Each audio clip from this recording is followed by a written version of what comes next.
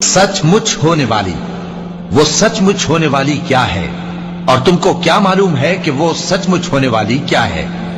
वही खड़खड़ाने वाली जिसको समूद और आद दोनों ने झुटलाया। सो समूद तो जबरदस्त जलजले से हलाक कर दिए गए, रहे आद तो उनको निहायत जोरदार आंधी से तबाह कर दिया गया। अल्लाह ने उसको 7 रात और 8 दिन उन पर चलाए रखा। तो ऐ मुखातब, तू उन लोगों को उसमें इस तरह गिरे हुए देखता जैसे खजूरों के खोखले तने, फिर क्या तू उनमें से किसी को भी बाकी देखता है? और फिरौन और जो लोग उससे पहले थे और वो जो उल्टी हुई बस्तियों वाले थे, सब गुनाह के काम करते थे। सो उन्होंने अपने परवरदिगार के पैगंबर की नाफरमानी की तो अल्लाह ने भी उनको बड़ा सख्त पकड़ा।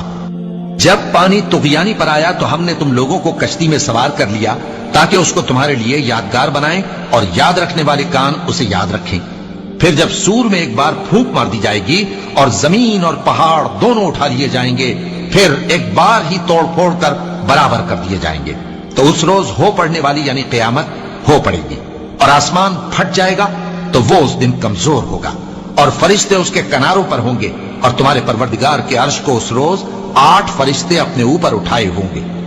उस रोज तुम लोग सब पेश किए जाओगे इस तरह कि तुम्हारी कोई पोशीदा बात छुपी न रहेगी। अब जिसका आमाल नामा उसके दाहिने हाथ में दिया जाएगा, वो दूसरों से कहेगा कि लीजिए मेरा नामा या अमाल पढ़िए, मुझे यकीन था कि मुझको मेरा हिसाब किताब जरूर मिलेगा। बस वो शख्स मन माने ऐश में होगा, यानी ऊंचे बाग में जिसके मेवे झुके हुए होंगे। उनसे कहा जाएगा कि जो आमाल तुम अय्याम गुज़श्ता में आगे भेज चुके हो, उनके इवज मजे से खाओ और पियो। और जिसका नामा या अमाल उसके बाईं हाथ में दिया जाएगा तो वो कहेगा, ऐ काश मुझको मेरा अमाल नामा न दिया जाता और मुझे मालूम न होता कि मेरा हिसाब क्या है। ऐ काश मौत मेरा काम तमाम कर चुकी होती, आज मेरा माल मेरे कुछ भी काम ना आया, मुझसे मेरा इख्तिदार जाता रहा।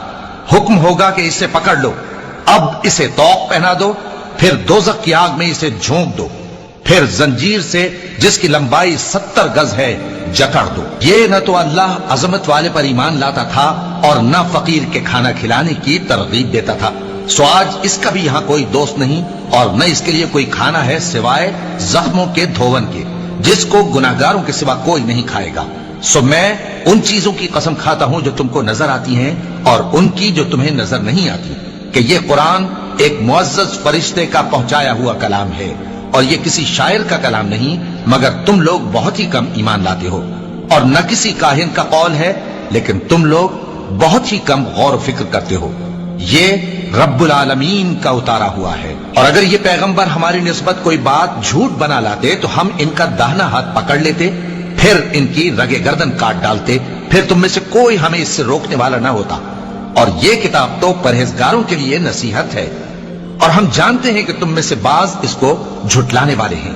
नीज ये काफिरों के लिए मूजिब हसरत है और कुछ शक नहीं कि ये यकीन करने के लायक है। सो तुम अपने परवरदिगार आजीम के नाम की तस्बीह करते रहो।